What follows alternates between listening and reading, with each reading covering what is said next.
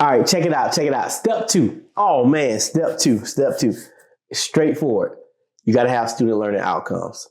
You got to have student learning. Hey, I know a lot of people, oh my gosh, Chris, he's talking about those SLOs and all these other acronyms. Hey, let's get rid of all these acronyms moving forward, because oftentimes these acronyms, sometimes they don't translate from environment to environment. Just say, how much longer does it take to say student learning outcome or whatever you call it in your environment? We're going to use student learning outcome as a standardized term. Now, formulaic definition. Student learning outcomes ensure that the discussion will be productive. Teachers must clarify learning goals for the lesson. Educators out there, what you're teaching in math should not be a secret. It shouldn't be one of those things, oh, let's just teach the math. And for example, let's say in your lesson, you're focused on multiplying.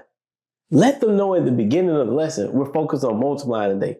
What sense does it make to go through all of this secretiveness and a child is dividing the entire class? Make it make sense. Have a learning goal and let it be forward facing so they understand, oh, we're going to be multiplying today. They can put on their multiplication thinking caps. We're going to be dividing.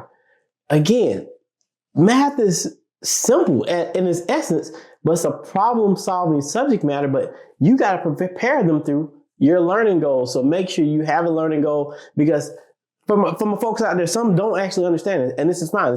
It's just me and you watching this mixtape, making sense of it. You have your standards.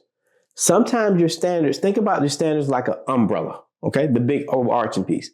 When you get to student learning outcomes, think about breaking down what comes underneath that, okay? So it may say within the standard, we're going to add and subtract within 1,000. This one I showed you all. But when I get to learning goal, I may only focus on adding. Does that make sense? So understand you have the overarching piece, your standards, but when you get to learning goal or your learning outcome, that's where it's going to get a little bit more specific into what are we actually trying to accomplish. I personally don't show this. I don't. I rarely show the standards to students or families. Why?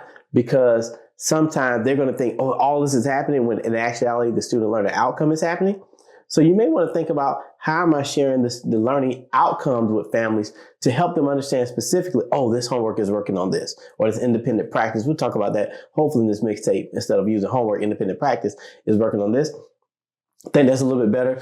Me as a math educator, I understand the standards. So when my children bring on work, I can see the standards. I know exactly what's happening. The average family person cannot. So if you simplify it and just say, here are the student learning outcomes we're working on, that can give you a pathway to working with them. So going back earlier, I showed you a standard in step 1. Here in step 2, student learning outcome, here is the student learning outcome that aligns to that standard. We're going to pop up on the screen some kind of way. But notice within this, we're going to fluently add within 1,000. Notice previously, the standard was talking about adding and subtract. Now we're just really, what we're focusing on? Adding. Simple. Again, if you're using high quality instructional materials, in your materials, you have your state standards already in there. You have the student learning outcomes already written. Do not recreate the wheel. Steps 1 and 2 are already done for you. If you're not using high quality materials, you need to hit your boy up. Hit your boy up. Right now in math, we have so many materials. There's no reason for you to try to, hey, Chris, I got to go unpack your standards. We talked about in step 1. You don't got to do that. Hey, Chris, I got to go write these too. You don't need to write these. They're already done for you. Copy, paste, put them in your lesson plan, move on. If you got to write them on the board, write them on the board. But do not. That's it, enough do not recreate the wheel. Already done for you if you're using high quality materials. If you're using crappy materials, throw those materials out and use high quality materials. Here are my closing thoughts with step 2. Children should know what they're learning. You think they heard me? I don't think they heard me. Say it again.